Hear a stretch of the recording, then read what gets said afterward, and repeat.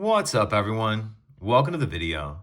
Today we're going to take a look at how to replace the battery in this Dodge Durango remote key fob.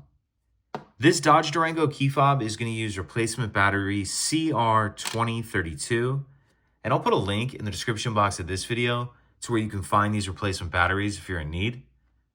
So the first thing I'm going to do is grab my key fob and remove the emergency key that's in the bottom of it. That's done by pressing this release here that my thumb's on, and the key will pull out like that. We can just set that to the side. Now, most of the time you can open this key fob case just using your hands. So if I put my thumb right here on the button pad and then come over here and put two fingers right here, what I'm going to do is kind of push up with my thumb and then pull down with my fingers. And you can use your other hand to help kind of push up on the button pad, and that'll pop off like that.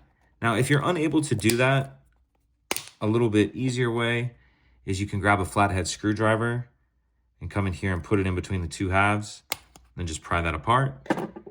Either way, once we get this open, in the back half of the case, we see our battery right here. So we'll pull our old battery out, grab our new replacement battery, and you want to make sure that you're installing that with the plus side down, positive side down. And I'm going to tuck this edge in first. It's down here near that metal battery clip. So tuck that edge in first and snap the battery down. Then what I'm going to do is grab the circuit board and the rubber button pad and set it down in the back of the case. Make sure that's all the way pushed down like that.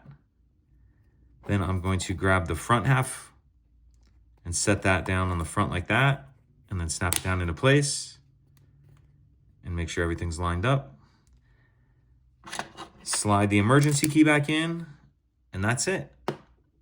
If you could take a second to like and subscribe, it helps us out, and I'd appreciate it. Thank you.